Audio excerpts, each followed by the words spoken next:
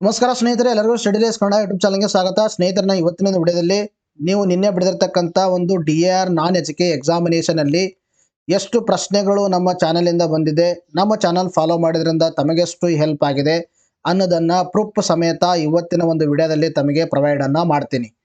ನೋಡಿ, ಇಲ್ಲಿ ಮೊದಲನೇ ಪ್ರಶ್ನೆ ನಿಮ್ಮ ಒಂದು ಎಕ್ಸಾಮಿನೇಷನ್ ಅಲ್ಲಿ ಏನಂತ ಕೇಳಿದ್ರೆ, ವಿಶ್ವ ಅಥ್ಲೆಟಿಕ್ಸ್ ಚಾಂಪಿಯನ್ಶಿಪ್ ನಲ್ಲಿ ಚಿನ್ನದ ಪದಕ ಗೆದ್ದ ಮೊದಲ ಭಾರತೀಯ ಎಂಬ ಹೆಗ್ಗಳಿಕೆಗೆ 2023ರಲ್ಲಿ ಐತಿಹಾಸಿಕ ಮೈಲಿಗಲ್ಲನ್ನು ಸಾಧಿಸಿದ ಭಾರತೀಯ ಕ್ರೀಡಾಪಟು ಯಾರು ಅಂತ ಪ್ರಶ್ನೆಯನ್ನ ಕೇಳಿದ್ದಾರೆ. ಅರ್ಥ ಆಯ್ತಾ? ಸೊ ಇದಕ್ಕೆ ಸರಿಯಾಗಿರ್ತಕ್ಕಂಥ ಉತ್ತರ Neeraj Chopra is the right answer. ಇದು ಎಕ್ಸಾಮಿನೇಷನ್ ಅಲ್ಲಿ ಕೇಳಿರ್ತಕ್ಕಂಥ ಪ್ರಶ್ನೆ. ಹಾಗಾದ್ರೆ ನಾವು ಯಾವ ತರ ಪ್ರಶ್ನೆಯನ್ನು ಕೇಳಿದೀವಿ, ಯಾವ ಸಂದರ್ಭದಲ್ಲಿ ಕೇಳಿದ್ವಿ, ಮ್ಯಾಗ್ಝಿನ್ ಅಲ್ಲಿ ಯಾವ ತರ ಕವರ್ ಮಾಡಿದೆ ಅನ್ನೋದನ್ನ ಇಲ್ಲಿ ಪ್ರೂಫ್ ತೋರಿಸ್ತೀನಿ ನೋಡಿ. ನಾವು ಕೂಡ ಸೇಮ್ ಪ್ರಶ್ನೆಯನ್ನ ಕೇಳಿದೀವಿ. ಇವ್ರು ಏನ್ ಮಾಡಿದ್ದಾರೆ, ಹೊಳಿಸಿ ಅಂದ್ರೆ ಒಂದ್ ಸ್ವಲ್ಪ ಏನ್ ಮಾಡಿದೆ ಅಂದ್ರೆ ಒಂದು ಕಾಂಪ್ಲೆಕ್ಸಿಟಿ ಫಾರ್ಮ್ ಅಲ್ಲಿ ಕ್ವಶನ್ ಕೇಳಿದ್ದಾರೆ. ನಾವು ಸಿಂಪ್ಲಿಫೈಡ್ ಲ್ಯಾಂಗ್ವೇಜ್ ಅಲ್ಲಿ ಯಾವ ತರ ಕೇಳಿದೆ ನೋಡಿ. ವಿಶ್ವ ಅಥ್ಲೆಟಿಕ್ಸ್ ನಲ್ಲಿ ಚಿನ್ನದ ಪದಕ ಗೆದ್ದ ಮೊದಲ ಭಾರತೀಯ ಯಾರು ಅಂತ ಪ್ರಶ್ನೆ ಕೇಳಿದ್ದೆ ನಾನು. ಸೊ ಅವಾಗ ಹೇಳಿದ್ದೆ ನಿಮಗೆ ನೀರಜ್ ಚೋಪ್ರಾ ಅಂತಕ್ಕಂಥದ್ದು. ನಿಮಗೆ ಪ್ರೂಫ್ ಬೇಕಂದ್ರೆ ನೋಡಿ, ಆಗಸ್ಟ್ 27, 28ರ ಒಂದು ಕರೆಂಟ್ ಅಫೇರ್ಸ್ ಅನ್ನ ತೆಗೆದು ನೋಡಿ. ಫಸ್ಟ್ ಕ್ವಶನ್ನೇ ಅದೇ ಇದೆ. ಅರ್ಥ ಆಯ್ತಾ? ಇನ್ನದಲ್ಲದೆ ಮ್ಯಾಗ್ಝಿನ್ ಅಲ್ಲಿ ಯಾವಾಗ ಕವರ್ ಮಾಡಿದೆ ಅಂದ್ರೆ ನಿಮಗೆ ಆಗಸ್ಟ್ ಮಂತ್ ಪಾರ್ಟ್ 2 ಮ್ಯಾಗ್ಝಿನ್. ಅರ್ಥ ಆಯ್ತಾ? ಆಗಸ್ಟ್ ಮಂತ್ ಪಾರ್ಟ್ 2 ಮ್ಯಾಗ್ಝಿನ್ ಅನ್ನ ತೆಗೆದು ನೋಡಿ. ಅದರಲ್ಲಿ ಏನಂತ ಕೊಟ್ಟಿದೆ ನೋಡಿ, ವಿಶ್ವ ಅಥ್ಲೆಟಿಕ್ಸ್ ಚಾಂಪಿಯನ್ ನಲ್ಲಿ ಭಾರತಕ್ಕೆ ಮೊದಲ ಚಿನ್ನದ ಪದಕ ಅಂತ ಏನ್ ಮಾಡಿದೀವಿ, ಕವರ್ ಮಾಡಿದೀವಿ. ಇಲ್ಲೆಲ್ಲವೂ ಕೊಟ್ಟಿದೆ ನೋಡಿ. ಟೋಕಿಯೋ ಒಲಿಂಪಿಕ್ ಚಾಂಪಿಯನ್ ಆಗಿರ್ತಕ್ಕಂಥ ನೀರಜ್ ಚೋಪ್ರಾ ವಿಶ್ವ ಅಥ್ಲೆಟಿಕ್ಸ್ ಚಾಂಪಿಯನ್ಶಿಪ್ ನಲ್ಲಿ ಚಿನ್ನದ ಪದಕ ಗೆದ್ದಿದ್ದಾರೆ. ಈ ಮೂಲಕ ವಿಶ್ವ ಅಥ್ಲೆಟಿಕ್ಸ್ ನಲ್ಲಿ ಚಿನ್ನದ ಪದಕ ಗೆದ್ದ ಮೊದಲ ಅಥ್ಲೆಟ್ ಎಂಬ ಕೀರ್ತಿಗೆ ಭಾಜನರಾಗಿದ್ದಾರೆ. ಇದು ನಾವು ಮಾಡಿರ್ತಕ್ಕಂಥದ್ದು, ನಮ್ಮ ಮ್ಯಾಗ್ಝಿನ್ ಅಲ್ಲಿ ಕೊಟ್ಟಿರ್ತಕ್ಕಂಥ ಕಂಟೆಂಟು. ಇದು ಎಕ್ಸಾಮ್ ಅಲ್ಲಿ ನಿಮಗೆ ಬಂದಿದೆ. 100% ನಾವು ಮಾಡಿರ್ತಕ್ಕಂಥ ಕರೆಂಟ್ ಅಫೇರ್ಸ್ ಇಂದ ನಿಮಗೆ ಏನಾಗಿದೆ ಅಂದ್ರೆ PC ಎಕ್ಸಾಮಿನೇಷನ್ ಅಲ್ಲಿ ಹೆಲ್ಪ್ ಆಗಿರ್ತಕ್ಕಂಥದ್ದು. ನೋಡಿ, ಒಂದು ನಾನು ಸಿಂಪಲ್ ನಿಮಗೆ ಈ ಕ್ವಶನ್ ಅನ್ನ ಸಿಂಪಲ್ ಆಗಿ ತೋರಿಸಿದ್ದೀನಿ. ನಿಮಗೆ ಸುಮಾರು ಪ್ರಶ್ನೆಗಳು ಬಂದಿದ್ದಾವೆ. ನೀವು ನಮ್ಮ ಒಂದು ಪ್ರಾಕ್ಟೀಸ್ MCQs ಏನು ಕೊಡ್ತೀವಿ ನೋಡಿ, ಆ ಪ್ರಾಕ್ಟೀಸ್ MCQ ದಿಂದ ಡೈರೆಕ್ಟ್ ಆಗಿ ಸುಮಾರು ಪ್ರಶ್ನೆಗಳು ನಾವು ಯಾವ ತರ ಪ್ರಶ್ನೆಗಳು ಕೇಳಿದೀವಿ ಅದೇ ತರ ಪ್ರಶ್ನೆಗಳನ್ನ ಬಂದಿದ್ದಾವೆ. ಒಂದು ಬಾರಿ ನೀವು ಯಾರ ಹತ್ರ ಮ್ಯಾಗ್ಝಿನ್ ಇದೆ ಆ ಮ್ಯಾಗ್ಝಿನ್ಸ್ ಗಳನ್ನ ಓಪನ್ ಮಾಡಿ. ಇನ್ನೊಂದು ನಿಮಗೆ ಕ್ಲಿಯಾರಿಟಿ ಕೊಡ್ತೀನಿ ಏನಂದ್ರೆ, ನಾವು ಒಂದು ಮಂತ್ ಅಲ್ಲಿ ಎರಡು ಒಂದು ಪಾರ್ಟ್ಸ್ ಗಳನ್ನ ಕೊಡ್ತೀವಿ. ಪಾರ್ಟ್ 1 ಅಂತ ಕೊಡ್ತೀವಿ, ತದನಂತರದಲ್ಲಿ ಪಾರ್ಟ್ 2 ಅಂತ ಕೊಡ್ತೀವಿ. ಸೊ ನಿಮಗೆ ಏನಂದ್ರೆ ನಾವು ಜನವರಿ 2022ರಿಂದ ನಿಮಗೆ ಎಲ್ಲಿ ಅಂದ್ರೆ ನವೆಂಬರ್ 2023ವರೆಗೆ ಎಲ್ಲವನ್ನ ಕೊಟ್ಟಿದ್ದೀವಿ. ಇನ್ನೇನಂದ್ರೆ ಡಿಸೆಂಬರ್ ಮತ್ತು ಡಿಸೆಂಬರ್ 2023 ಆಮೇಲೆ ಜನವರಿ 2024 ಇವೆರಡನ್ನ ನಾವು ಏನ್ ಮಾಡಿಲ್ಲ, ಇನ್ನೂ ಪ್ರೊವೈಡ್ ಮಾಡಿಲ್ಲ. ಇಷ್ಟು ಕ್ಲಿಯಾರಿಟಿಯನ್ನ ತಮ್ಮ ತಲೆಯಲ್ಲಿ ಫಸ್ಟ್ ಇಟ್ಟುಕೊಂಡು ನೆಕ್ಸ್ಟ್ ವಿಡಿಯೋನ ನೋಡಿ. ಅರ್ಥ ಆಯ್ತಾ? ನೋಡಿ, ಇದೇ ತರನಾಗಿ ತಮಗೆ ಕ್ವಾಲಿಟೀಸ್ ಮತ್ತು ಕಂಟೆಂಟ್ ಇರತಕ್ಕಂಥ ನಮ್ಮ ನೋಟ್ಸ್ಗಳನ್ನು ತಮಗೆ ಬೇಕಾಗಿತ್ತಂದ್ರೆ, ಯಾರು ವಿಡಿಯೋಸ್ಗಳನ್ನ ನಮ್ಮ ಹಿಂದಿನ ನೋಡೋಕ್ಕಾಗಿಲ್ಲ ಅವರು ನಮ್ಮ ಒಂದು ನೋಟ್ಸ್ಗಳನ್ನು ತಗೊಂಡು ಕೂಡ ಮ್ಯಾಗ್ಝಿನ್ ತಗೊಂಡು ಏನು ಮಾಡ್ಬೋದು ಅಂದ್ರೆ ರಿವೈಸ್ ಮಾಡ್ಬೋದು. ಫಾರ್ 15 ಡೇಸ್ 20 ಆಗುತ್ತೆ, ಒಂದು ಮಂತ್ಗೆ 40 ಆಗುತ್ತೆ. 2023 ಜಾನ್ ಟು ನವೆಂಬರ್ 30 2023ವರೆಗೆ 440 ಆಗುತ್ತೆ. 2022 ಜಾನ್ ಟು ನವೆಂಬರ್ 30 2023ವರೆಗೆ 880 ಆಗುತ್ತೆ. ಡಿಸ್ಕೌಂಟ್ ಆಗಿ 780 ಸಿಗುತ್ತೆ. Either PhonePe, Google Pay, Paytm, ಭೀಮ್ AP ಮುಖಾಂತರ ಈ ನಂಬರ್ಗೆ ಪೇ ಮಾಡೋದನ್ನ ವಾಟ್ಸಪ್ ಅಥವಾ ಟೆಲಿಗ್ರಾಮ್ ಮುಖಾಂತರ ಪೇಮೆಂಟ್ ಮಾಡೋ ಸ್ಕ್ರೀನ್ಶಾಟ್ ಕಳಿಸಿದ್ರೆ ನಮ್ಮ ನೋಟ್ಸ್ಗಳನ್ನ ತಮಗೆ PDF ಫಾರ್ಮ್ಯಾಟ್ ಅಲ್ಲಿ ಕಳಿಸ್ತೀವಿ. ಅರ್ಥ ಆಯ್ತಾ? ನೀವು ಎಲ್ಲಿ ಬೇಕಾದ್ರೆ ಪ್ರಿಂಟ್ ತಗೋಬಹುದು. ನೋಡಿ, ನೆಕ್ಸ್ಟ್ ಪ್ರಶ್ನೆ ಕೇಳಿದ್ರೆ, ಇತ್ತೀಚೆಗೆ ಸುದ್ದಿಲಿದ್ದ ಸ್ಯಾಮ್ ಆಲ್ಟ್ಮನ್ ಡ್ಯಾಶ್ ದೊಂದಿಗೆ ಸಂಬಂಧ ಹೊಂದಿದ್ದಾರೆ ಅಂತ ಪ್ರಶ್ನೆಯನ್ನ ಕೇಳಿದ್ದಾರೆ. ನೋಡಿ, ಇದಕ್ಕೆ ಸರಿಯಾಗಿರ್ತಕ್ಕಂಥ ಉತ್ತರ ಅಂದ್ರೆ ಚಾಟ್ GPT ಇದಕ್ಕೆ ಸರಿಯಾಗಿರ್ತಕ್ಕಂಥ ಉತ್ತರ. ನೋಡಿದ್ರೆ ನಿಮಗೆ DAR ಎಕ್ಸಾಮಿನೇಷನ್ HK ದಲ್ಲೂ ಕೂಡ ಪ್ರಶ್ನೆಯನ್ನ ಕೇಳಿದರು. ಆದ್ರೆ ಈ ಪ್ರಶ್ನೆ ಕೇಳಿರಲ್ಲ, ಇದೇ ಟಾಪಿಕ್ ಮೇಲೆ ಡಿಫ್ರೆಂಟ್ ವೇಯಲ್ಲಿ ಪ್ರಶ್ನೆ ಕೇಳಿದರು. ಅದರದ್ದು ಕೂಡ ಪ್ರೂಫ್ ಅನ್ನ ನಾನು ತೋರಿಸ್ತೀನಿ. ಅರ್ಥ ಆಯ್ತಾ? ಇನ್ನು ತದನಂತರದಲ್ಲಿ ನಾವು ಯಾವ ತರ ಪ್ರಶ್ನೆ ಕೇಳಿದೀವಿ, ಯಾವಾಗ ಇದನ್ನ ಕವರ್ ಮಾಡಿದೀವಿ ಅಂತಕ್ಕಂಥ ತೋರಿಸ್ತಾ ಇದೆ ನೋಡಿ. ನಾವು ಸೇಮ್ ಪ್ರಶ್ನೆ ಕೇಳಿದ್ವಿ, ಬಟ್ ಡಿಫ್ರೆಂಟ್ ವೇ ಇದೆ. ಸ್ಯಾಮ್ ಆಲ್ಟ್ಮನ್ ಈ ಹಿಂದೆ ಯಾವ ಸಂಸ್ಥೆ ಮುಖ್ಯಸ್ಥರಾಗಿದ್ದರು ಅಂತ ನಾನು ಕೇಳಿದ್ದೆ. ಸೊ ಓಪನ್ AI ಅಂತ ತಮ್ಗೆ ಹೇಳಿದ್ದೆ. ಸೊ ಓಪನ್ AI ಏನ್ ಮಾಡಿದೆ ಅಂದ್ರೆ ಚಾಟ್ GPT ಯನ್ನ ತಯಾರಿಸಿದೆ. ಮ್ಯಾಗ್ಝಿನ್ ಅಲ್ಲಿ ನೋಡಿ, ನೀವು ಮ್ಯಾಗ್ಝಿನ್ ಪ್ರೂಫ್ ತೋರಿಸ್ತೀನಿ. ನಿಮ್ಗೆ ಬೇಕಂದ್ರೆ November month magazine 2023 November month magazine 2023 ತೆಗೆದು ನೋಡಿ. ಅದರಲ್ಲಿ ತಮಗೆ ಸಿಗುತ್ತೆ. ಅರ್ಥ ಆಯ್ತಾ? ಅಲ್ಲಿ ಕವರ್ ಮಾಡಿದೀವಿ ನಾವು ಸಂಪೂರ್ಣವಾಗಿ. ಇನ್ನದಲ್ಲದೆ ನಿಮಗೊಂದು ಇದರಲ್ಲಿ ಯಾವುದಂದ್ರೆ ನಿಮ್ಮ DAR HK ಎಕ್ಸಾಮಿನೇಷನ್ ಅಲ್ಲಿ ಯಾವ ತರ ಪ್ರಶ್ನೆನ ಕೇಳಿದ್ರು ಅಂತಕ್ಕಂಥದ್ದು ಇಲ್ಲಿ ತೋರಿಸ್ತಾ ಇದೆ ನೋಡಿ. ನಿಮಗೆ ಅಲ್ಲಿ ಏನು ಕೇಳಿದರೆ, ಚಾಟ್ GPT ಅಭಿವೃದ್ಧಿಪಡಿಸಿದ ಕಂಪನಿ ಯಾವುದು ಅಂತ ಕೇಳಿದರು. ಅರ್ಥ ಆಯ್ತಾ? ಅವಾಗ ಚಾಟ್ GPT ಬಗ್ಗೆನೂ ಕವರ್ ಮಾಡಿದೆ ನೋಡಿ. ಇಲ್ಲಿ ಕಾಣಿಸ್ತಾ ಇದೆನಾ ಚಾಟ್ GPT? ಬೇಕಂದ್ರೆ ಮಾರ್ಚ್ 2 ಮ್ಯಾಗ್ಝಿನ್ 2023 ತೆಗೆದು ನೋಡಿ. ಅರ್ಥ ಆಯ್ತಾ? ಇದಕ್ಕೂ ಏನಾಗಿದೆ ಅಂದರೆ 100% ಏನಾಗಿದೆ ಹೆಲ್ಪ್ ಆಗಿರ್ತಕ್ಕಂಥದ್ದು.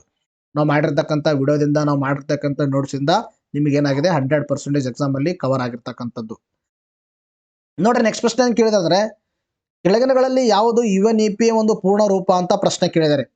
ಇದು ನೋಡಿ ಪ್ಯೂರ್ಲಿ ಕರೆಂಟ್ ಅಫೇರ್ಸ್ ಇಲ್ಲಂದ್ರೂ ಕೂಡ ಕರೆಂಟ್ ಅಫೇರ್ಸ್ಗೆ ಲಿಂಕ್ ಆಗಿರ್ತಕ್ಕಂಥ ಪ್ರಶ್ನೆ ಇದು. ಅರ್ಥ ಆಯ್ತಾ? ಕರೆಂಟ್ ಅಫೇರ್ಸ್ಗೆ ಲಿಂಕ್ ಮಾಡಿ ಪ್ರಶ್ನೆಯನ್ನು ಕೇಳಿದ್ದಾರೆ. ಹಾಗಾದ್ರೆ ಸುಮಾರು ಜನ ಇದಕ್ಕೆ ಏನು ಮಾಡಿದ್ರೆ ಮಿಸ್ಟೇಕ್ ಮಾಡಿ ಬಂದಿದ್ದೀರಾ.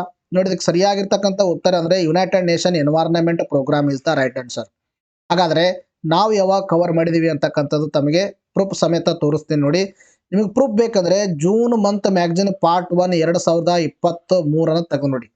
ಜೂನ್ ಮಂತಲ್ಲೇ, ಯಾಕಂದ್ರೆ ಜೂನ್ 5ರಂದು ನಾವು ಏನು ಮಾಡ್ತೀವಿ ಅಂದರೆ ವರ್ಲ್ಡ್ ಎನ್ವೈರನ್ಮೆಂಟ್ ಡೇ ಅನ್ನು ಸೆಲೆಬ್ರೇಟ್ ಮಾಡ್ತೀವಿ. ವಿಶ್ವ ಪರಿಸರ ದಿನವನ್ನು ಸೆಲೆಬ್ರೇಟ್ ಮಾಡ್ತೀವಿ. ಆ ವಿಶ್ವ ಪರಿಸರ ದಿನ ಸಂದರ್ಭದಲ್ಲಿ ನಾನು ಎಲ್ಲವನ್ನ ಕವರ್ ಮಾಡಿದ್ದೀನಿ. ಅದಲ್ಲದೆ ನಾವು ಮ್ಯಾಗಝಿನ್ ಬೇಕಂದ್ರೆ ಜೂನ್ ಮಂತ್ ಪಾರ್ಟ್ 1 ಮ್ಯಾಗಝಿನ್ ನೋಡಿ. United Nation Environment Programme cover ಮಾಡಿದ್ದೇನೆ. UNEP ಸ್ಥಾಪನೆಯಾಗಿದ್ದು ಕೊಟ್ಟಿದ್ದೀವಿ, ಕೇಂದ್ರ ಕಚೇರಿ ಕೊಟ್ಟಿದ್ದೀವಿ. ಆಮೇಲೆ ಇದನ್ನು UNEPಯನ್ನು ಏನು ಸ್ಥಾಪಿಸಿವೆ, IPCC ಯಾವ 2 ಸಂಸ್ಥೆಗಳು ಕೂಡಿ ಸ್ಥಾಪಿಸಿವೆ ಅದನ್ನು ಕೂಡ ಇನ್ಫಾರ್ಮೇಷನನ್ನು ಕೊಟ್ಟಿರ್ತಕ್ಕಂಥದ್ದು. ಇದಕ್ಕೂ ಕೂಡ ಏನಾಗಿದೆ ಅಂದರೆ 100% ತಮ್ಮ ಎಕ್ಸಾಮಿನೇಷನಲ್ಲಿ ಹೆಲ್ಪ್ ಆಗಿರ್ತಕ್ಕಂಥದ್ದು. ನೋಡಿ ನೆಕ್ಸ್ಟ್ ಪ್ರಶ್ನೆ ಏನು ಕೇಳಿದಂದ್ರೆ, ಶುದ್ಧ ಚಿನ್ನದ ಬಗ್ಗೆ ಕೆಳಗಿನಲ್ಲಿ ಯಾವುದು ಸರಿ ಅಂತ ಪ್ರಶ್ನೆನ ಕೇಳಿದ್ದಾರೆ. ಅರ್ಥಾತ್ ಯಾವುದು ಸರಿ ಅಂತ ಕೇಳಿದ್ದಾರೆ. ಸೊ ಇದರಲ್ಲಿ ನೋಡಿ, ಇದನ್ನು 24 ಕ್ಯಾರೆಟ್ ಚಿನ್ನ ಎಂದು ಕರೆಯಲಾಗುತ್ತದೆ ಶುದ್ಧ ಚಿನ್ನಕ್ಕೆ. ಇದನ್ನು ಕೂಡ ಸರಿಯಾಗಿದೆ. ಈ ಆಭರಣಗಳನ್ನು ತಯಾರಿಸಲು ಇದು ಸೂಕ್ತವಲ್ಲ. ಇದನ್ನು ಕೂಡ ಕರೆಕ್ಟ್ ಆಗಿದೆ. ಆಭರಣಗಳನ್ನು ತಯಾರಿಸಿದರು ಅದನ್ನು ಗಟ್ಟಿಯಾಗಿಸಲು ಬೆಳ್ಳಿ ಮತ್ತು ತಾಮ್ರದೊಂದಿಗೆ ಮಿಶ್ರಲೋಹ ಮಾಡಲಾಗುತ್ತೆ. ಇದನ್ನು ಕೂಡ ಸರಿಯಾಗಿದೆ. ಈ 3 ಆಪ್ಷನ್ಗಳು ಸರಿಯಾಗಿರ್ತಕ್ಕಂಥ ಉತ್ತರವಾಗಿದೆ. ಅರ್ಥ ಆಯ್ತಾ? ಸುಮಾರು ಜನ ಮಿಸ್ಟೇಕ್ ಮಾಡಿ ಬಂದಿದ್ರ. ಸೊ ಇದು ನಾವು ಯಾವಾಗ ಕವರ್ ಮಾಡಿದೀವಿ ಅಂತಕ್ಕಂಥದ್ದು ಇಲ್ಲಿ ತೋರಿಸ್ತಾ ಇದೆ ನೋಡಿ ನಿಮಗೆ ಪ್ರೂಫ್ ಸಮೇತ. ಇದರಲ್ಲಿ 4 ಸ್ಟೇಟ್ಮೆಂಟ್ಗಳು ಕವರ್ ಆಗಿದಾವೆ. ಸರಿ, 3 ಸ್ಟೇಟ್ಮೆಂಟ್ಗಳು ಕವರ್ ಆಗಿದಾವೆ. ನಿಮಗೆ ಪ್ರೂಫ್ ಬೇಕಾದ್ರೆ ಅಕ್ಟೋಬರ್ ಮಂತ್ ಮ್ಯಾಗಝಿನ್ 2023 ಅಕ್ಟೋಬರ್ದನ್ನ ತೆಗೆದು ನೋಡಿ. ಯಾರು ನಮ್ಮ ಹತ್ರ ಮ್ಯಾಗಝಿನ್ ಇದೆ ಅವರು ಅಲ್ಲಿ ಚಿನ್ನ ಗೋಲ್ಡ್ ಅಂತ ಕವರ್ ಮಾಡಿದೆ ನೋಡಿ, ಕಾಣಿಸ್ತಾ ಇದೆನಾ? ಶುದ್ಧ ಚಿನ್ನವು 24 ಕ್ಯಾರೆಕ್ಟರ್ ಇರುತ್ತದೆ. ಅರ್ಥ ಆಯ್ತಾ? ಒಂದು ಸ್ಟೇಟ್ಮೆಂಟ್ ಕವರ್ ಆಯಿತು. ಇದು ತುಂಬಾ ಮೃದುವಾಗಿದ್ದು ಇದರಿಂದ ಆಭರಣ ತಯಾರಿಸಲು ಸಾಧ್ಯವಿಲ್ಲ. 2ನೇ ಸ್ಟೇಟ್ಮೆಂಟ್ ಕವರ್ ಆಯಿತು. ಇನ್ನು ನೋಡ್ರೆ, ಶುದ್ಧ ಚಿನ್ನಕ್ಕೆ ಬೆಳ್ಳಿ ಅಥವಾ ತಾಮ್ರವನ್ನು ಸೇರಿಸಿ ಮಿಶ್ರ ಲೋಹವನ್ನು ಮಾಡಿ ಆಭರಣ ತಯಾರಿಸಲಾಗುತ್ತೆ. ಕಾಣಿಸ್ತಾ ಇದೆನಾ? 2 ಸ್ಟೇಟ್ಮೆಂಟ್ ಅಲ್ಲಿ 3 ಒಂದು ವಾಕ್ಯಗಳು ಕವರ್ ಆಗಿದ್ದಾವೆ.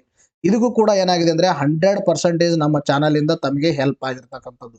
ನೋಡಿ, ಇಲ್ಲಿ ನೀವು ಕರೆಂಟ್ ಅಫೇರ್ಸ್ ನೋಡೋದ್ರಿಂದ ಕೇವಲ ಕರೆಂಟ್ ಅಫೇರ್ಸ್ ಮಾತ್ರ ಕಲಿತಾ ಇಲ್ಲ ನಮ್ಮ ಚಾನಲ್ ಇಂದ. ಅದ್ರ ಹಿನ್ನೆಲೆ ಇನ್ಫಾರ್ಮೇಶನ್ ಕೂಡ ನಾವು ಕೊಡ್ತಿರ್ತೀವಿ. ಅದಕ್ಕೆ ಹಿನ್ನೆಲೆ ಇನ್ಫಾರ್ಮೇಶನ್ ಇಂದನೂ ಕೂಡ ಪ್ರಶ್ನೆಗಳು ಬರ್ತಿರ್ತಾವೆ. ಅರ್ಥ ಆಯ್ತಾ? ಸುಮಾರು ಎಷ್ಟು ಪ್ರಶ್ನೆಗಳು ಬಂದಿದ್ದಾವೆ ಅಂತಕ್ಕಂಥದ್ದು ನೀವೇ ಕೌಂಟ್ ಮಾಡಿ. ಅರ್ಥ ಆಯ್ತಾ? 40ರಿಂದ 45 ಪ್ರಶ್ನೆಗಳು ಡೈರೆಕ್ಟ್ ಆಗಿ ಬಂದಿದ್ದಾವೆ. 45ರಿಂದ 45 ಅಂದ್ರೆ ಸ್ವಲ್ಪ ಇನ್ನು ಜನರಲ್ ನಾಲೆಜ್ ಓದ್ಬಿ ಅಂದ್ರೆ ನಿಮ್ಮ ಒಂದು ಜನರಲ್ ಸ್ಟಡೀಸ್ ಪೇಪರ್ಸ್ಗಳು ಅಂದ್ರೆ ಈ GS ಅಂತೀರಿ ನೀವು, ಇದು ಅಂದ್ರೆ ಇತಿಹಾಸ, ಎಕನಾಮಿ ಅಲ್ಪ ಸ್ವಲ್ಪ ಓದ್ರೂ ಕೂಡ ನೀವು ಒಂದು ಮೆಂಟಲ್ ಎಬಿಲಿಟಿ ಕರೆಕ್ಟ್ ಮಾಡಿದ್ರೆ ಆರಾಮಾಗಿ ಎಕ್ಸಾಮ್ ಅನ್ನು ಪಾಸ್ ಆಗ್ಬೋದು. ಅದನ್ನ ಎಲ್ಲವನ್ನು ತೋರಿಸ್ತೀನಿ ನಿಮಗೆ ಪ್ರೂಫ್ ಸಮೇತ ಎಷ್ಟು ಪ್ರಶ್ನೆಗಳು ಬಂದಿವೆ ಅಂತಕ್ಕಂಥದ್ದು. ನೋಡಿ, ಇದು ಪ್ಯೂರ್ಲಿ ಕರೆಂಟ್ ಅಫೇರ್ಸ್ ಪ್ರಶ್ನೆ. ಏನಂತ ಪ್ರಶ್ನೆ ಕೇಳಿದ್ರೆ ಅಂದ್ರೆ 69ನೇ ರಾಷ್ಟ್ರೀಯ ಚಲನಚಿತ್ರ ಪ್ರಶಸ್ತಿಗಳು 2023ರಲ್ಲಿ ಅತ್ಯುತ್ತಮ ನಟ ಪ್ರಶಸ್ತಿ ಯಾರು ಗೆದ್ದಿದ್ದಾರೆ ಅಂತ ಪ್ರಶ್ನೆಯನ್ನು ಕೇಳಿದ್ದಾರೆ. ಅದಕ್ಕೆ ಸರಿಯಾಗಿರ್ತಕ್ಕಂಥ ಉತ್ತರ ಯಾವುದಂದ್ರೆ ದಟ್ ಇಸ್ 3ನೇ option, Allu Arjun is the right answer. ಇದು ನಿಮ್ಮ ಎಕ್ಸಾಮಿನೇಷನ್ ಅಲ್ಲಿ ಕೇಳಿರ್ತಕ್ಕಂಥ ಪ್ರಶ್ನೆ. ಹಾಗಾದ್ರೆ ಇದನ್ನು ನಾವು ಯಾವಾಗ ಕವರ್ ಮಾಡಿದೀವಿ ಅಂತಕ್ಕಂಥದ್ದು ತಮಗೆ ಪ್ರೂಫ್ ಸಮೇತ ಇಲ್ಲಿ ತೋರಿಸ್ತಾ ಇದೆ ನೋಡಿ. ನಿಮಗೆ ಪ್ರೂಫ್ ಬೇಕಂದ್ರೆ ಆಗಸ್ಟ್ ಮಂತ್ ಮ್ಯಾಗಝಿನ್ ಪಾರ್ಟ್ 2, ಅರ್ಥ ಆಯ್ತಾ? ಆಗಸ್ಟ್ ಮಂತ್ ಮ್ಯಾಗಝಿನ್ ಪಾರ್ಟ್ 2 ಅನ್ನ ತೆಗೆದು ನೋಡಿ. ಇಲ್ಲಿ ಎಲ್ಲವನ್ನ ಕೊಟ್ಟಿದೀವಿ ನಾವು. ಆಯ್ತಾಯ್ತಾ? ತೆಲುಗುದಲ್ಲಿ ಉತ್ತಮ ಚಿತ್ರ ಯಾವುದು, ಹಿಂದಿಯಲ್ಲಿ ಉತ್ತಮ ಚಿತ್ರ ಯಾವುದು, ತಮಿಳದಲ್ಲಿ ಉತ್ತಮ ಚಿತ್ರ ಯಾವುದು, ಮಲಯಾಳಂದ ಯಾವುದು, ಏನೋ ವಿವಿಧ ವಿಭಾಗಗಳಲ್ಲಿ ಪ್ರಶಸ್ತಿ ಕಾಣಿಸ್ತಿದ್ರೆ ಮೊದಲೇ ಹೆಡ್ಡಿಂಗ್ ಅಲ್ಲಿ ಇದೆ. ಅತ್ಯುತ್ತಮ ನಟ ಅಲ್ಲು ಅರ್ಜುನ್. ಅರ್ಥ ಆಯ್ತಾ? ಯಾವ ಚಿತ್ರ? ಪುಷ್ಪ ಚಿತ್ರದಗೋಸ್ಕರ ಇದು ಕೊಟ್ಟಿರ್ತಕ್ಕಂಥದ್ದು. ಅರ್ಥ ಆಯ್ತಾ? ಇದಕ್ಕೂ ಕೂಡ 100% ಏನಾಗಿದೆ ಹೆಲ್ಪ್ ಆಗಿರ್ತಕ್ಕಂಥದ್ದು. ಇನ್ನು ಅತ್ಯುತ್ತಮ ನಟಿ ಕೊಟ್ಟಿದ್ದೀವಿ, ಅತ್ಯುತ್ತಮ ಸಿನಿಮಾ ಕೊಟ್ಟಿದ್ದೀವಿ, ಅತ್ಯುತ್ತಮ ಸಾಮಾಜಿಕ ಕಳಕಳಿ ಚಿತ್ರ ಕೊಟ್ಟಿದ್ದೀವಿ. ಅರ್ಥ ಆಯ್ತಾ? ಈ ತರ ಒಂದು ಮಾಹಿತಿಯನ್ನು ತಮಗೆ ಡೆಪ್ತ್ ಆಗಿ ನಾವು ಕ್ಲಾಸಲ್ಲಿ ಮಾಡ್ತೀವಿ, ಮ್ಯಾಗಝಿನ್ಸ್ಗಳಲ್ಲಿ ಕವರ್ ಮಾಡ್ತಾ ಇದೀವಿ. ಅರ್ಥ ಆಯ್ತಾ? ಇದಕ್ಕೂ ಕೂಡ ಏನಾಗಿದೆ ಅಂದ್ರೆ 100% ತಮಗೆ ಏನಾಗಿದೆ ಹೆಲ್ಪ್ ಆಗಿದೆ ಅಂತಕ್ಕಂಥದ್ದು. ನೋಡಿ, ನೀವು ಅದಕ್ಕೆ ನಾನು ಪದೇ ನಿಮಗೆ ಹೇಳ್ತಾ ಇದ್ದೀನಿ, ಎಕ್ಸಾಮ್ನಲ್ಲಿ ಎಫಿಷಿಯನ್ಸಿ ಈಸ್ ಇಂಪಾರ್ಟೆಂಟ್. ಎಷ್ಟು ಓದಿ ಎಷ್ಟು ಮಾರ್ಕ್ಸ್ ತೆಗಿತೀರಿ ಇಂಪಾರ್ಟೆಂಟ್ ಅಲ್ಲ. ಅಂದ್ರೆ ಜಾಸ್ತಿ ಓದಿ ಕಡಿಮೆ ಮಾರ್ಕ್ಸ್ ತೆಗೆದಲ್ಲ, ಕಡಿಮೆ ಓದಿ ಜಾಸ್ತಿ ಮಾರ್ಕ್ಸ್ ತೆಗಿಬೇಕು. ಅದಕ್ಕೆ ನಾವು ಏನು ಮಾಡ್ತೀವಿ ಅಂದರೆ ನಿಮಗೆ ಒಂದು ಪ್ರತಿದಿನ ನಿಮಗೆ ಜಸ್ಟ್ 4ರಿಂದ 5 ಇಶ್ಯೂಗಳು, ಮ್ಯಾಕ್ಸಿಮಮ್ 5 ಇಶ್ಯೂಗಳನ್ನು ಕವರ್ ಮಾಡ್ತೀವಿ. 4ರಿಂದ 5 ಇಶ್ಯೂಗಳು ಕವರ್ ಮಾಡಿದ್ರಿಂದನೇ ಇಷ್ಟು ಪ್ರಶ್ನೆಗಳು ಬರ್ತಾ ಇದ್ದಾವೆ.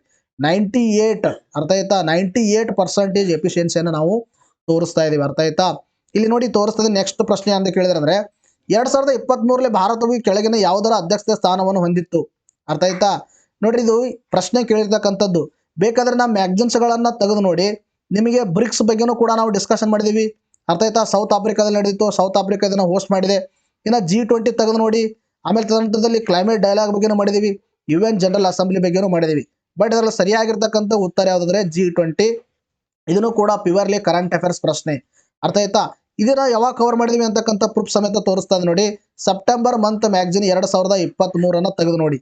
ಇಲ್ಲಿ ಕಾಣಿಸ್ತಾ ಇದನ್ನ ಮೊದಲ ಸಭೆಯಲ್ಲಿ ನಡೀತು, 2019 ಸಭೆ, 2020 ಸಭೆ, 2021 ಸಭೆ, 2022 ಸಭೆ, 2023 ಸಭೆ. ಕಾಣಿಸ್ತಾ ಇದನ್ನ 2023 ಸಭೆ ದೆಹಲಿಯಲ್ಲಿ, ಅದು 18ನೇ ಸಭೆ.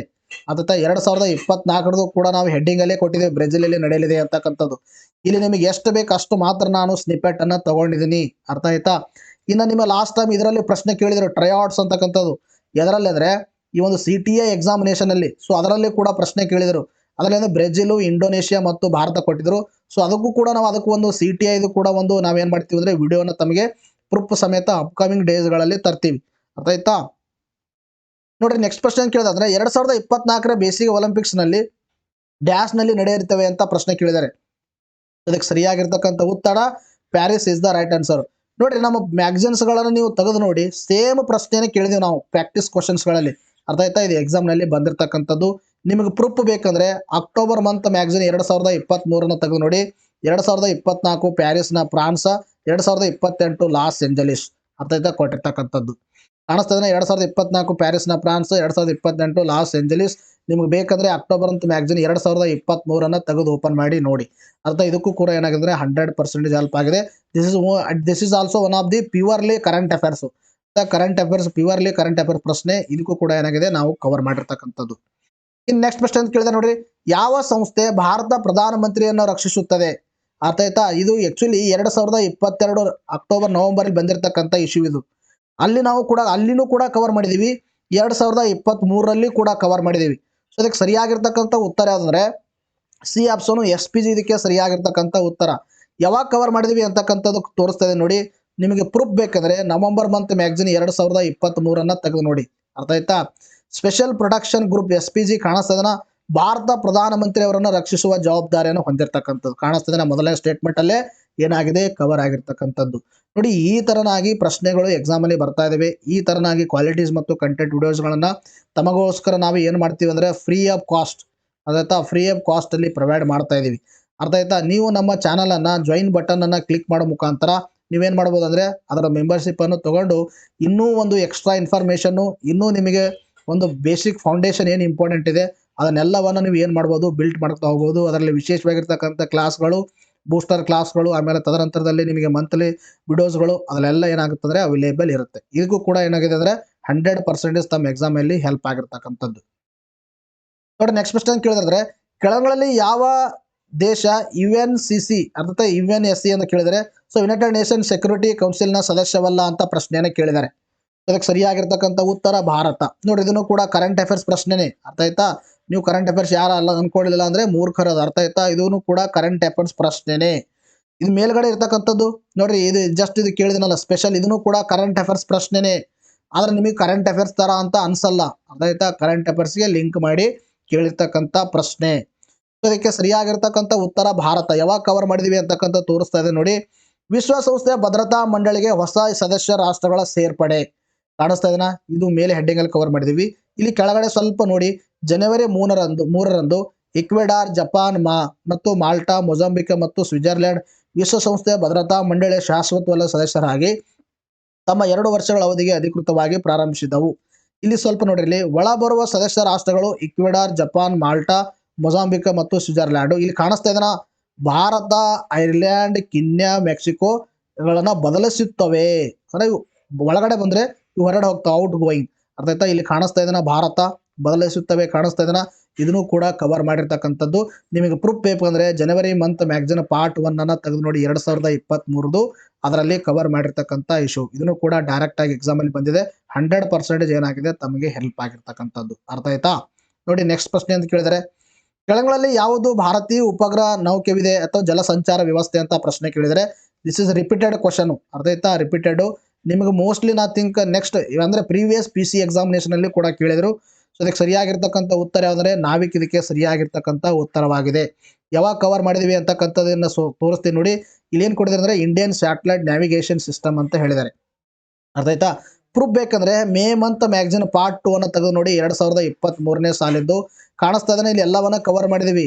ಅಂದ್ರೆ ಗ್ಲೋಬಲ್ ಪೊಸಿಷನಿಂಗ್ ಸಿಸ್ಟಮ್ ಅಂದ್ರೆ ಏನು, ತದನಂತರದಲ್ಲಿ ಅದರ ವ್ಯಾಪ್ತಿ ಏನು, ಇಲ್ಲಿ ನಾವಿಕ್ ಕಾಣಿಸ್ತದೆ ನ್ಯಾವಿಗೇಷನ್ ವಿತ್ ಇಂಡಿಯನ್ ಕನ್ಸ್ಟಲೇಷನ್ ಅಂತಕ್ಕಂಥದ್ದು. ಇಲ್ಲಿ ನಾವಿಕ್ ಬಗ್ಗೆ ಕೊಟ್ಟಿದ್ದೀವಿ ನೋಡಿ. ನಾವಿಕ್ ಎಂಬುದು ಒಂದು ಭಾರತೀಯ ಪ್ರಾದೇಶಿಕ ನ್ಯಾವಿಗೇಷನ್ ಉಪಗ್ರಹ ವ್ಯವಸ್ಥೆ, Indian regional navigation satellite system ಅಂತ ಹೇಳ್ತೀವಿ. ಅಂದ್ರೆ ನ್ಯಾವಿಗೇಷನ್ ಸಿಸ್ಟಮ್ ಅಂತ ಹೇಳ್ತೀವಿ. ಇದ್ರ ಹೆಸರನ್ನ ಏನು ಮಾಡಿದರೆ ಈಗ ನಾವಿಕ್ ಅಂತ ಬದಲಾವಣೆ ಮಾಡಿದರೆ. ನಾವಿಕ್ ಅನ್ನೋದು ಏನು ಅಂತಕ್ಕಂಥದ್ದು ಸಂಪೂರ್ಣವಾಗಿ ಇಲ್ಲಿ ಕೊಟ್ಟಿರ್ತಕ್ಕಂಥ ಇನ್ಫಾರ್ಮೇಷನ್ ನಿಮ್ಮ ಎಕ್ಸಾಮ್ ಅಲ್ಲಿ ಪ್ರಶ್ನೆ ಕೇಳಿದರೆ 100% ಎಕ್ಸಾಮ್ ಅಲ್ಲಿ ಏನಾಗಿದೆ ಹೆಲ್ಪ್ ಆಗಿದೆ. ಇದನ್ನು ಕೂಡ ಕರೆಂಟ್ ಅಫೇರ್ಸ್ ಪ್ರಶ್ನೆನೇ. ಅರ್ಥ ಆಯ್ತಾ? ಇದನ್ನು ಕೂಡ ಕರೆಂಟ್ ಅಫೇರ್ಸ್ ಪ್ರಶ್ನೆನೇ. ನೋಡ್ರಿ ನೆಕ್ಸ್ಟ್ ಪ್ರಶ್ನೆ ಕೇಳಿದ್ರೆ ಈ ಕೆಳಗಳಲ್ಲಿ ಯಾವುದು ನವೀಕರಿಸಬಹುದಾದ ಶಕ್ತಿ ಅಲ್ಲ? ನವೀಕರಿಸಬಹುದಾದ ಶಕ್ತಿ ಅಲ್ಲ ಅಂದ್ರೆ ಇದಕ್ಕೆ ಸರಿಯಾಗಿರ್ತಕ್ಕಂಥ ಉತ್ತರ ನೈಸರ್ಗಿಕ ಅನಿಲ. ಇದು ಸರಿಯಾಗಿರ್ತಕ್ಕಂಥ ಉತ್ತರ. ಕೆಲವೊಬ್ಬರಿಗೆ ಈಸಿ ಆಗಿದೆ ಈ ಪ್ರಶ್ನೆ, ಕೆಲವೊಬ್ಬರಿಗೆ ಕಷ್ಟ ಆಗಿದೆ.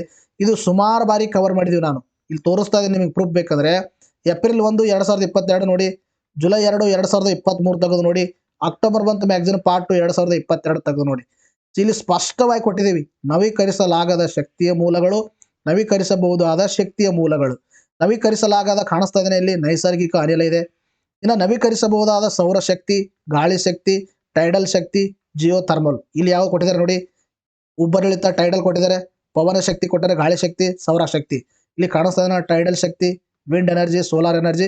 ಇದು ನವೀಕರಿಸಲಾಗದ ವಿಭಾಗದಲ್ಲಿ ಕೊಟ್ಟಿದ್ದೀವಿ ನೋಡಿ. ಇಲ್ಲಿ ನವೀಕರಿಸಲಾಗದ ವಿಭಾಗದಲ್ಲಿ ಕಾಣಿಸ್ತಾ ಇದೆನಾ ನೈಸರ್ಗಿಕ ಅನಿಲ. ಇದಕ್ಕೂ ಕೂಡ ಏನಾಗಿದೆ ಅಂದ್ರೆ 100% ಹೆಲ್ಪ್ ಆಗಿರ್ತಕ್ಕಂಥದ್ದು.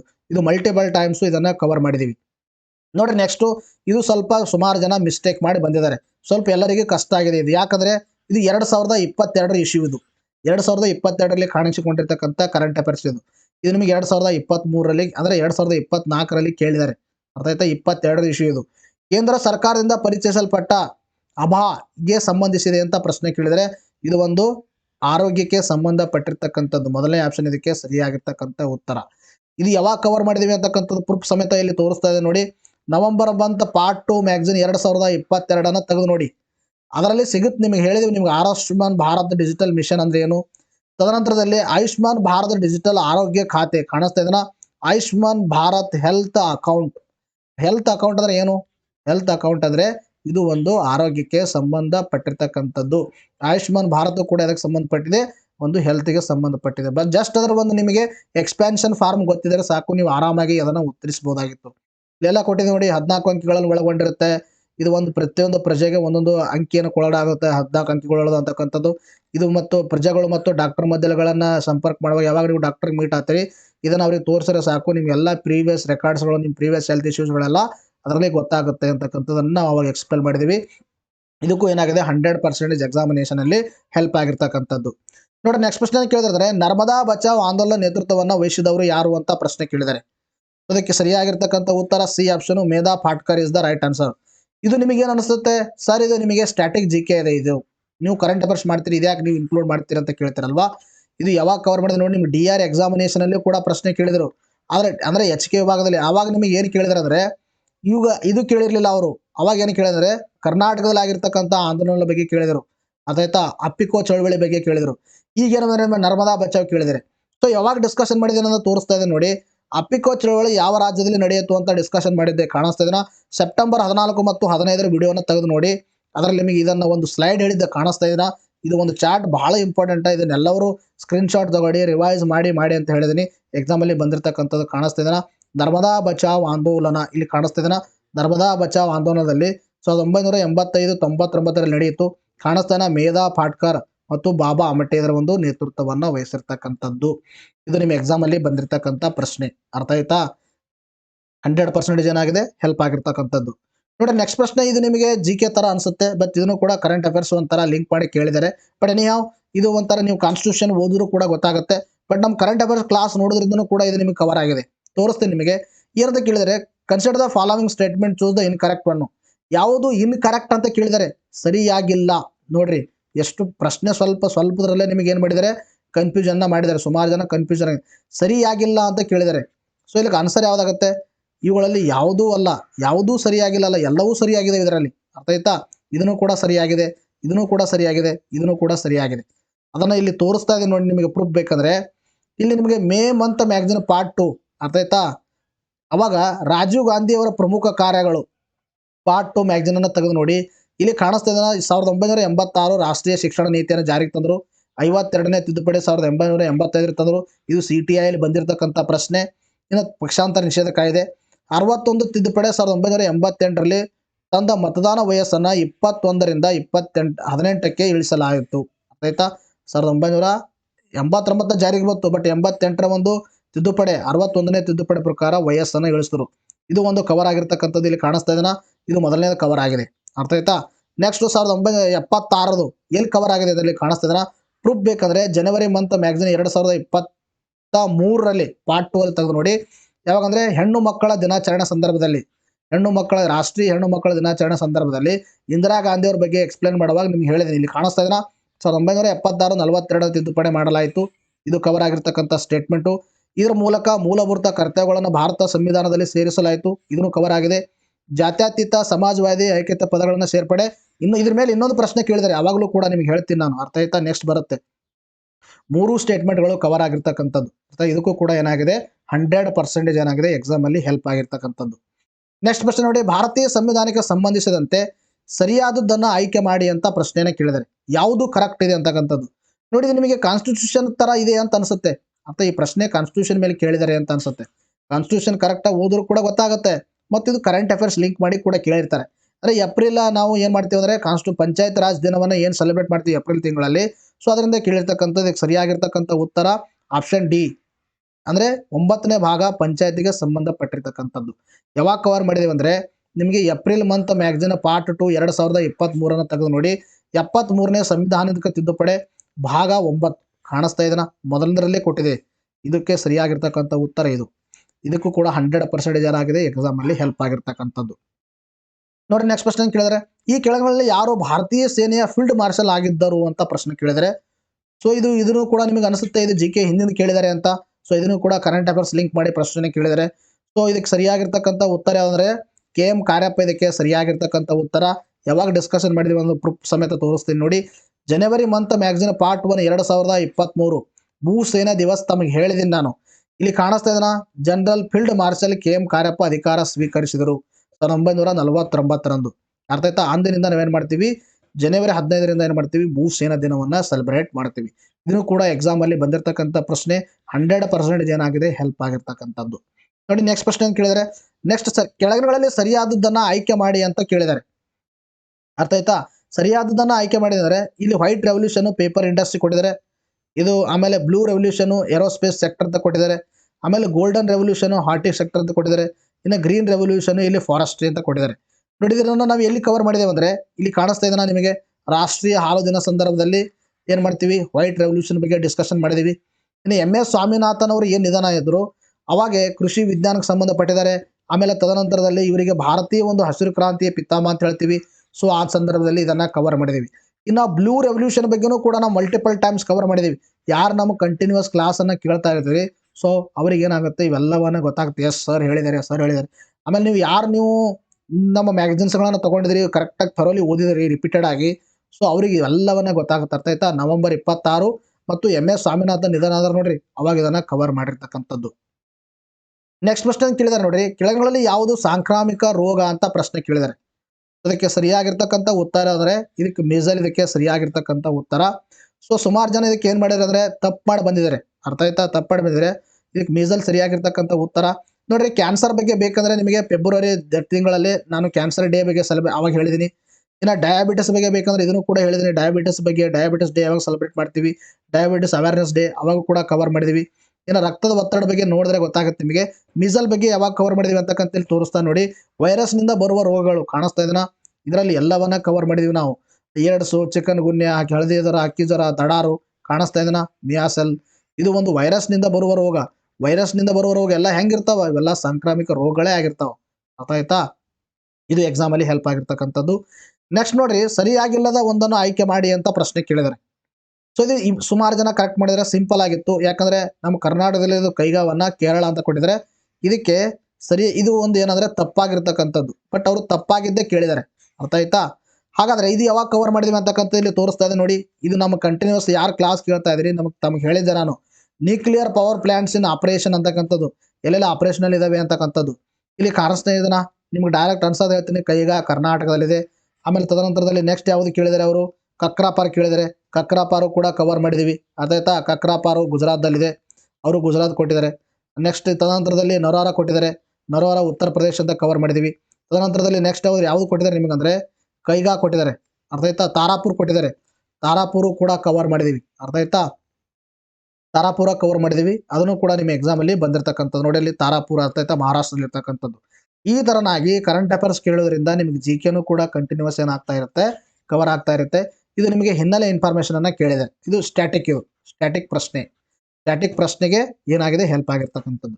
ಈ ಕೆಳಗಿನ ಘಟನೆಗಳನ್ನ ಕಾಲಾನುಕ್ರಮದಲ್ಲಿ ಜೋಡಿಸಿ ಅಂತ ಪ್ರಶ್ನೆ ಕೇಳಿದ್ದಾರೆ ನೋಡಿ. ಇದು ಪ್ಯೂರ್ಲಿ ಹಿಸ್ಟ್ರಿ ಪ್ರಶ್ನೆ. ಆದ್ರೆ ಹಿಸ್ಟ್ರಿ ಪ್ರಶ್ನೆಯನ್ನ ಕರೆಂಟ್ ಅಫೇರ್ಸ್ ನೋಡೋದ್ರಿಂದ ಕವರ್ ಆಗಿರುತ್ತೆ. ಆದ್ರೆ ಯಾವಾಗ ಅಂತಕ್ಕಂಥದ್ದು ನೋಡಿ ಇಲ್ಲಿ ಕಾಣಿಸ್ತಿದ್ರೆ ಅವುಗಳನ್ನ ಕಾಲಾನುಕ್ರಮ ಹಳೆಯದು ಮೊದಲು.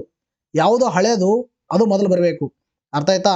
ಅಂದ್ರೆ ಹಳೆಯದು ಮೊದಲು ಯಾವುದಂದ್ರೆ ಇಲ್ಲಿ ಭಾರತ ಬಿಟ್ಟು ತೊಲಗಿ ಕೊಟ್ಟಿದ್ದಾರೆ, ದಂಡಿ ಮೆರವಣಿಗೆ ಕೊಟ್ಟಿದ್ದಾರೆ, ಖಿಲಾಫತ್ ಚಳವಳಿ ಕೊಟ್ಟಿದ್ದಾರೆ, ಮೂವ್ಮೆಂಟ್ ಕೊಟ್ಟಿದ್ದಾರೆ. ಅರ್ಥ ಆಯ್ತಾ? Arrange following events in chronological order oldest first. Old ಇರೋದು ಫಸ್ಟ್ ಬರಬೇಕು. ಸುಮಾರು ಜನ ಏನ್ ಮಾಡಿದಾರೆ ಅಂದ್ರೆ ಇದನ್ನ ಮಿಸ್ಟೇಕ್ ಮಾಡ್ಕೊಂಡಿದ್ರ. ಓಲ್ಡೆಸ್ಟ್ ಅಂದ್ರೆ ಇದು ಬರ್ಬೇಕು ಫಸ್ಟ್. ಸ್ವದೇಶಿ ಮೂವ್ಮೆಂಟ್ ಮೊದಲು ನಡೀತು 1905ರಲ್ಲಿ. ಅದಾಯ್ತಾ? ಸ್ವದೇಶಿ ಮೂವ್ಮೆಂಟ್ ನಡೀತು 4 ಬರಬೇಕು. 4 ಆಪ್ಷನ್ ಒಂದೇ ಕಾಣಿಸ್ತಾ ಇದನ್ನ. ಇನ್ನು ಭಾರತ ಬಿಟ್ಟು ತೊಲಗಿ 1 ಬರಬೇಕು 1942. ಇದನ್ನ ಯಾವಾಗ ಕವರ್ ಮಾಡಿದ್ವಿ ಅಂತಕ್ಕಂಥ ಹೇಳ್ತಾ ಇದೆ ನೋಡಿ ನಿಮಗೆ ಪ್ರೂಫ್ ಸಮೇತ. ಪ್ರೂಫ್ ಬೇಕಂದ್ರೆ ಆಗಸ್ಟ್ ಮಂತ್ ಮ್ಯಾಗಝಿನ್ ಪಾರ್ಟ್ 1 ತೆಗೆದು ನೋಡಿ. ಕ್ಯೂಟ್ ಇಂಡಿಯಾ ಚಳವಳಿ ದಿನ ಆಗಸ್ಟ್ 8 ಅರ್ಥ ಆಯ್ತಾ? 1942 ಕವರ್ ಮಾಡಿದೀವಿ. ಇನ್ನು ಯಾವುದಂದ್ರೆ ಇಲ್ಲಿ ಸ್ವದೇಶ್ 1905 ರಾಷ್ಟ್ರೀಯ ಕೈಮಗ್ಗ ದಿನ. ಅರ್ಥಾತ್ ರಾಷ್ಟ್ರೀಯ ಕೈಮಗ್ಗ ದಿನ ಯಾವಾಗ ಸೆಲೆಬ್ರೇಟ್ ಮಾಡ್ತೇವೆ ಹೇಳಿದೆ ನೋಡಿ. 1905ರಂದು ಏನಂದ್ರೆ ಈ ಸ್ವದೇಶಿ ಚಳವಳಿ ಪ್ರಾರಂಭವಾಯಿತು. ಅರ್ಥಾತ್ ಇವೆರಡೇ ಗೊತ್ತಿದ್ರೆ ಸಾಕು, ಡೈರೆಕ್ಟ್ ಆಗಿ ಆನ್ಸರ್ ಬರ್ಬೋದು. ಇದರಿಂದನೂ ಕೂಡ ನಮ್ಮ ಮ್ಯಾಗಝಿನ್ ಓದಿದ್ರೆ 100% ಏನಾಗಿದೆ ಹೆಲ್ಪ್ ಆಗಿರ್ತಕ್ಕಂಥದ್ದು.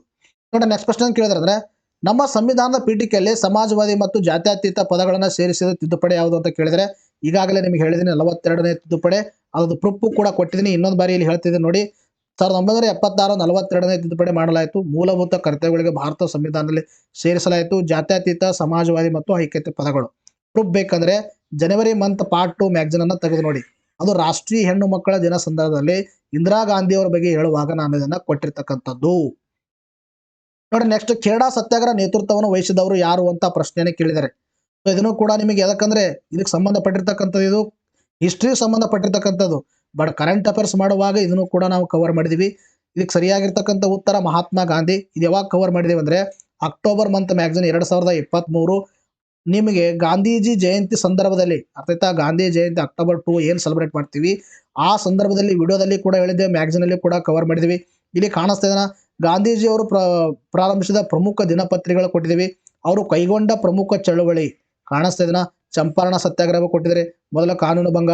ಗಾಂಧೀಜಿ ಅವರು ಭಾರತದಲ್ಲಿ ಕೈಗೊಂಡ ಮೊದಲ ಚಳವಳಿ ಆಗಿದೆ ಇದು ಚಂಪಾರಣ. ಇನ್ನು ಅಹಮದಾಬಾದ್ ಸತ್ಯಾಗ್ರಹ ಮೊದಲ ಉಪವಾಸ ಸತ್ಯಾಗ್ರಹ. ತದನಂತರದಲ್ಲಿ ಖೇಡಾ ಸತ್ಯಾಗ್ರಹ ಮೊದಲ ಅಸಹಕಾರ ಚಳವಳಿ. ನಿಮಗೆ ಎಕ್ಸಾಮಿಗೆ ಏನೇನು ಇಂಪಾರ್ಟೆಂಟ್ ಇರ್ತದನ್ನ ಈ ತರ ಕೀವರ್ಡ್ಸ್ ರೂಪದಲ್ಲಿ ಈ ತರ ಇಂಪಾರ್ಟೆಂಟ್ ಫಾರ್ಮೆಟ್ ಅಲ್ಲಿ ತಮಗೆ ಏನ್ ಮಾಡ್ತೀವಿ ಅಂದ್ರೆ ನಾವು ಪ್ರೊವೈಡ್ ಅನ್ನು ಮಾಡ್ತಿರ್ತೀವಿ. ಎಕ್ಸಾಮ್ ಅಲ್ಲಿ ಇದಕ್ಕೂ ಕೂಡ ಏನಾಗಿದೆ 100% ಹೆಲ್ಪ್ ಆಗಿರ್ತಕ್ಕಂಥದ್ದು. ಇನ್ನು ನೆಕ್ಸ್ಟ್ ನೋಡ್ರಿ ಏನ್ ಕೇಳಿದ್ರೆ ಅಂದ್ರೆ ರಾಜ್ಯ ಶಾಸಕಾಂಗ ಅಧಿವೇಶನದಲ್ಲಿದ್ದಾಗ ಸುಗ್ರೀವಾಜ್ಞೆಯನ್ನ ಅಧಿವೇಶನದಲ್ಲಿ ಇಲ್ಲದೇ ಇದ್ದಾಗ ಸುಗ್ರೀವಾಜ್ಞೆಯನ್ನು ಡ್ಯಾಶ್ ಮೂಲಕ ಹೊರಡಿಸಲಾಗುತ್ತದೆ. ಯಾರು ಹೊರಡಿಸ್ತಾರೆ ಅಂದ್ರೆ ರಾಜ್ಯದ ರಾಜ್ಯಪಾಲರು. ಇದು ಯಾವಾಗ ನಾನು ಡಿಸ್ಕಷನ್ ಮಾಡಿದೀನಿ ಅಂತಕ್ಕಂಥ ನಿಮ್ಗೆ ಪ್ರೂಫ್ ಸಮೇತ ಹೇಳ್ತೀನಿ. ಯಾವಾಗಂದ್ರೆ ಯಾವಾಗ ಬಿಜೆಪಿ ಸರ್ಕಾರ ಡಿಸ್ಕಷನ್ ಮಾಡದೆ ಒಂದು ಪರಿಶಿಷ್ಟ ಜಾತಿ ಪರಿಶಿಷ್ಟ ಪಂಗಡಕ್ಕ ಒಂದು ಮೀಸಲಾತಿಯನ್ನು ಏನು ಹೆಚ್ಚಿಗೆ ಮಾಡಿದ್ರು ನೋಡ್ರಿ, ಆ ಸಂದರ್ಭದಲ್ಲಿ ನಿಮ್ಗೆ ಹೇಳಿದೀನಿ. ಪ್ರೂಫ್ ಸಮೇತ ಬೇಕಂದ್ರೆ ನಿಮಗೆ ಅಕ್ಟೋಬರ್ ಮಂತ್ ಮ್ಯಾಗಝಿನ್ 2 2022 ತೆಗೆದು ನೋಡಿ.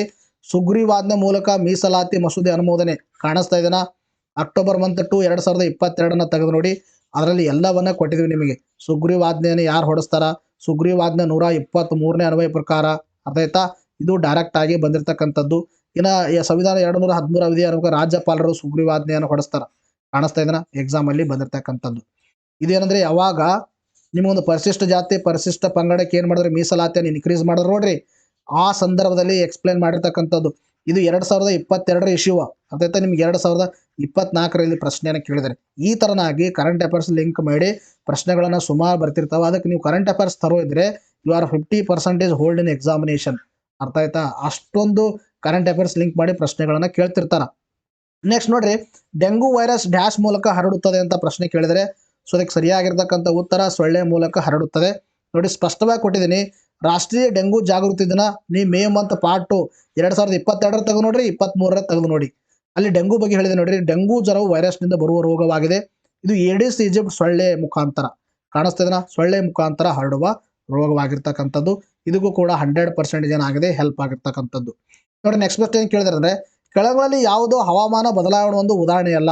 Which one of the following is not a example of the climate change. Climate change ಇದು ಯಾವುದು ಉದಾಹರಣೆ ಅಲ್ಲ ಅಂದ್ರೆ ಇದಕ್ಕೆ ಸರಿಯಾಗಿರ್ತಕ್ಕಂಥ ಉತ್ತರ ಸಿ. ಅರ್ಥ ಆಯ್ತಾ? ಮಾನ್ಸೂನ್ ಬಗ್ಗೆ ಕೇಳಿದೆ, ಮಾನ್ಸೂನ್ ಬಗ್ಗೆ ಇಂಡೈರೆಕ್ಟ್ ಆಗಿ ಕೇಳಿಬಿಟ್ಟಿದ್ದಾರೆ. ಅರ್ಥ ಆಯ್ತಾ? ಇದಕ್ಕೆ ಸರಿಯಾಗಿರ್ತಕ್ಕಂಥ ಉತ್ತರ ಮಾನ್ಸೂನ್ ರೇನ್ ಆಕರಿಂಗ್ ಇನ್ ಜೂನಲ್ಲಿ ಬರಬೇಕು. ಆ್ಯಕ್ಚುಲಿ ಜೂನಲ್ಲಿ ಬಂದರೆ ಏನು ಕ್ಲೈಮೇಟ್ ಚೇಂಜಸ್ ಅಲ್ವೇ ಅಲ್ಲ. ಯಾವಾಗ ಡಿಸ್ಕಷನ್ ಮಾಡಿದೆ ಅಂದರೆ, ಇದೆ ಯಾವುದು ಅಂದರೆ ಇಲ್ಲಿ ಕಾಣಿಸ್ತದೆ ಕೆಳಗಡೆ ಯಾವುದು ಹಸಿರು ಮನೆ ಅನಿಲವಲ್ಲ ಅಂತ ನಿಮಗೆ ಹೇಳುವಾಗ ಆ ಸಂದರ್ಭದಲ್ಲಿ ನಿಮಗೆ ಹೇಳಿದ್ದೀನಿ. ನಿಮಗೆ ಇದು ಯಾವಾಗ ಅಂದರೆ ಡಿಸೆಂಬರ್ ತಿಂಗಳಲ್ಲಿ ನಾನು ಕವರ್ ಮಾಡಿದ್ವಿ. ಡಿಸೆಂಬರ್ ತಿಂಗಳ ಮ್ಯಾಕ್ಸಿಮಮ್ ನಿಮಗೆ ಕೊಟ್ಟಿಲ್ಲ ನಾನು. ಇಲ್ಲಿ ಕಾಣಿಸ್ತದನ ಜಾಗತಿಕ ತಾಪಮಾನದಿಂದಾಗಿ ಉಂಟಾಗುವ ಪರಿಣಾಮಗಳು ಅಂದರೆ it is one of the climate change. ಇದು ಈ ಕ್ಲೈಮೇಟ್ ಚೇಂಜ್ ಹಿಮ ನದಿ ಕರಗುವುದು, ಸಮುದ್ರ ನೀರಿನ ಮಟ್ಟದಲ್ಲಿ ಹೆಚ್ಚಳ, ಪ್ರವಾಹ ಮತ್ತು ಶಾಖ ತರಂಗಗಳು ಹೆಚ್ಚಾಗುವುದು, ಸಮುದ್ರದಲ್ಲಿ ಸಪೋಷಗಳು ಸಾವುದು, ರೋಗಗಳು ಹೆಚ್ಚಾಗುವುದು. ಇಲ್ಲಿ ಏನೇನು ಕೊಟ್ಟಿದ್ದಾರೆ ನೋಡಿ ನಿಮ್ಮ ಸ್ಟೇಟ್ಮೆಂಟಲ್ಲಿ. ಮೌಂಟೇನ್ ಗ್ಲೇಸಿಯರ್ ಕವರ್ ಆಗಿದೆ, ಓಷನ್ ಎಸಿಡಿಫಿಕೇಶನ್ ಕವರ್ ಆಗಿದೆ, ಇನ್ನು ಎಕ್ಸಲರೇಟಿಂಗ್ ದ ಐಸ್ ಮೆಲ್ಟು. ಅರ್ಥ ಆಯ್ತಾ? ಐಸ್ ಮೆಲ್ಟ್ ಹೆಚ್ಚಾಗೋದು ನೋಡ್ರಿ. ಈ ಥರ ಸ್ಟೇಟ್ಮೆಂಟ್ ಎಲ್ಲವನ್ನ ಕವರ್ ಮಾಡಿದ್ದೀವಿ. ಅರ್ಥ ಆಯ್ತಾ? ಇದೇನಾಗಿದೆ 100% ಎಕ್ಸಾಮಲ್ಲಿ ಹೆಲ್ಪ್ ಆಗಿರ್ತಕ್ಕಂಥದ್ದು. ನೋಡ್ರಿ ನೆಕ್ಸ್ಟ್ ಪ್ರಶ್ನೆ ಏನು ಕೇಳಿದ್ರೆ ಅಂದರೆ, ಕೊಂಕಣ ರೈಲ್ವೆ ನೆಟ್ವರ್ಕ್ ಯಾವುದರ ಮೂಲಕ ಹಾದು ಹೋಗುತ್ತದೆ ಅಂತ ಪ್ರಶ್ನೆಯನ್ನು ಕೇಳಿದ್ದಾರೆ. ಸೊ ಇಲ್ಲಿ ನೋಡೋದ್ರಿಂದ ನಿಮಗೇನಂದರೆ ಹುಬ್ಬಳ್ಳಿ ಆಗಲ್ಲ, ಹೊಸಪೇಟೆ ಆಗಲ್ಲ, ಬೇಲೂರು ಆಗಲ್ಲ, ಇದು ಕಾರವಾರೇ ಕರೆಕ್ಟ್ ಆಗಿರ್ತಕ್ಕಂಥ ಉತ್ತರ. ಬಿಕಾಸ್ ಇದು ಮಂಗಳೂರನ್ನು ಜಾಯಿನ್ ಮಾಡುತ್ತೆ. ಅರ್ಥ ಆಯ್ತಾ? ಮುಂಬೈಯಿಂದ ಮಂಗಳೂರಿಗೆ ಏನು ಮಾಡುತ್ತೆ ಜಾಯಿನ್ ಮಾಡುತ್ತೆ. ಅದನ್ನು ತೋರಿಸ್ತೀನಿ ನಿಮಗೆ ಯಾವಾಗ ಕೊಟ್ಟಿದೆ ಅಂದರೆ, ಕೊಂಕಣ ರೈಲ್ವೆ ಕಾಣಿಸ್ತಾ ಇದೆನಾ? ಕೊಂಕಣ ಇದು ಮಹಾರಾಷ್ಟ್ರದ ಗೋವಾದಿಂದ ಮಂಗಳೂರಿನ ತುಕೂರುವರೆಗೆ ಸಂಪರ್ಕಿಸುತ್ತದೆ. ಇಂಡೈರೆಕ್ಟ್ ಆಗಿ ಇದು ನಾನು ಕೊಟ್ಟಿದ್ದೀನಿ ನಿಮಗೆ. ಬಟ್ ಎಕ್ಸಾಮಲ್ಲಿ ಅವರು ಯಾವುದು ಸಂಪರ್ಕ ಮಾಡುತ್ತೆ ಅಂತ ಕೇಳಿದರೆ ಇದು ಎಲಿಮಿನೇಟ್ ಮಾಡೋ ಮುಖಾಂತರ ಆರಾಮಾಗಿ ನೀವೇನು ಮಾಡ್ಬೋದು, ಇದನ್ನು ಟಿಕ್ ಮಾಡ್ಬೋದು. ಅರ್ಥ ಆಯ್ತಾ? ಭಾರತ ಮೊದಲ ಮಹಿಳಾ ರಾಷ್ಟ್ರ ಅಧ್ಯಕ್ಷರು ಯಾರು ಅಂತ ಪ್ರಶ್ನೆ ಕೇಳಿದರೆ, so who was the female first president of India? So ಅದಕ್ಕೆ ಸರಿಯಾಗಿರ್ತಕ್ಕಂಥ ಉತ್ತರ ಯಾವುದಂದ್ರೆ ಪ್ರತಿಭಾ ದೇವಿ ಸಿಂಗ್ ಪಾಟೀಲ್. ಇದಕ್ಕೆ ಸರಿಯಾಗಿರ್ತಕ್ಕಂಥ ಉತ್ತರ.